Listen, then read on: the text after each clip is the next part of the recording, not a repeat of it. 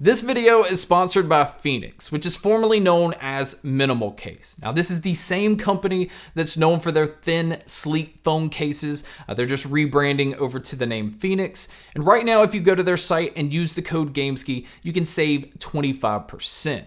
So let's just say recently you've maybe upgraded to one of the new Galaxy S21 phones, or maybe you've picked up a new OnePlus Pixel, or maybe the newest iPhone. You can go to their site and pick up the Phoenix Thin Case, which is going to protect your phone against scratches and light drops while still leaving your phone feeling like it doesn't even have a case on it at all. Now, I've actually had these cases on my last several phones, and I love the minimalistic design that they have. I just like the fact that it doesn't add any bulk to the phone that I'm using, and so I highly recommend these cases. And again, I'd like to thank Phoenix for sponsoring today's video.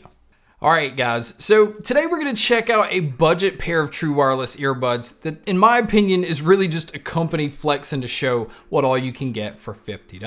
And the pair that we're going to check out is the Quami Freedom Dots. Now like I said, they do come in retailing at $50, but for some reason on Amazon there's a 30% off coupon, which I don't know how long that's good for, where you can pick these up for only $35. And for that $35 or even $50 retail price, what you're getting is a hybrid active noise canceling pair of earbuds that definitely resembles the AirPods Pros when it comes to the design.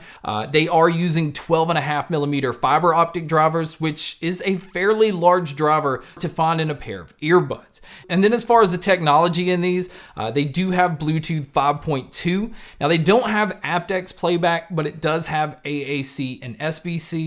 And throughout my time of using and testing these, I didn't have any kind of connection or dropout issues. I also didn't have any kind of lag with movies or videos, but I did have lag when it came to gaming. So if you're somebody that's looking for a pair of earbuds to use, while gaming on your mobile device, this isn't a pair that I would recommend for that, but it will be fine for other types of media. Now, if you are looking for a pair to use outdoors and not really have to worry about your surroundings, this pair does come in rated at IPX7, which makes them waterproof. So you'll be fine if it starts to rain or if they get splashed on, or even if you just drop them in a puddle or a pool real quick, you don't have to worry that your earbuds are going to get damaged. Now moving over to what you get inside the box, normally we see the small, medium, and large silicone ear tips, but for some reason they've decided to include 6 sets of ear tips, which basically means no matter what size your ear canal is, you're more than likely going to be able to find a good fit. And again, I can't stress enough how important that is if you're going to be using earbuds, because if you do not have a good seal, you're not going to be able to feel the bass impact. You're not going to be able to block out your surroundings. So finding the right fit's important, and I do like the fact that you have so many options right out of the box. Now, as far as anything else they've included in the box, they do have a USB-C cable, as that's the only way to charge this. The case itself is not a Qi wireless charging case. But speaking of charging, battery life is just decent. And I've seen better battery life on other earbuds, but if you decide to use these with the noise canceling off, you can actually get around 6 hours on the earbuds with around 24 hours using the case. But if you do happen to decide to use these with the noise canceling on, you can still get around 4 hours on the earbuds with around 18 hours using the case. So I think in most cases that's going to be fine. There is no fast charge feature on these, but again, whenever you're spending $35 to $50 for a pair of earbuds, sometimes you're going to miss out on some features you're used to seeing in others. Now, as far as the case itself, I actually like the design of it overall. Now, I do think it is a little bit on the larger size. It does remind me a lot of the Liberty 2 Pro case. Now, on the back, you can see the USB-C input for charging, and then right next to that is a single indicator light. That way you can kind of gauge how much battery life is left on the case. Now, when you open the lid to these, that is obviously where you see the earbuds, but next to it, you also see an indicator light next to the earbuds, which is basically telling you that the earbuds are in the case and that they're charging. Now, throughout all of my testing of other earbuds, especially budget earbuds, you'll find a lot of times you put the earbuds in and sometimes it doesn't start charging, or the case doesn't actually know the earbuds are in there. So it is nice to see a light where you can tell that it's actually doing what it's supposed to do. So now we need to check out the earbuds themselves. Like I said, as far as design goes, they just look like a pair of AirPods Pros, especially the bud part itself. Now, I did say that it had the stem, and it's a little bit longer than the AirPods Pro stem, but it is a little bit shorter than the normal AirPods. And where I said that they take advantage of having this stem is it also uses the squeeze gesture controls that the AirPods Pro has. And just like the AirPods Pros, there's no volume control. So that is something I really wish that these had. So you do have the ability to play, pause, skip your tracks forward, go backwards. And you also have the ability to switch between the 3 different sound modes. So you can just listen to them in normal mode, which is the noise canceling turned off. You can listen to them with the noise canceling on, or you can switch it over into ambient mode. And if you're looking at this pair specifically for noise canceling, I think they do a decent job, especially when it comes to like lower tones and engine and air conditioner units and things like that.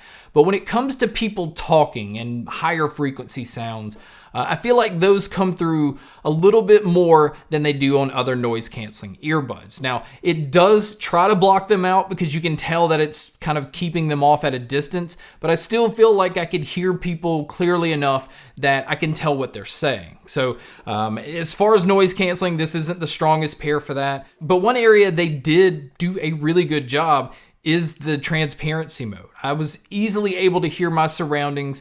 I could easily hear if somebody came up and talked to me. So if you're looking for a pair to use while running where you need to hear things, I think this is a really good pair for that, especially when you match that with the IPX7 waterproof rating. Now, as far as using the earbuds individually, you can use either the left or the right. And one thing that I do like about these is it will switch over into mono mode when you're just using one earbud, which means that you're going to be able to hear all of your audio out of that one earbud. So it's not just giving you what's supposed to be on the right where you're missing everything that's playing from the left.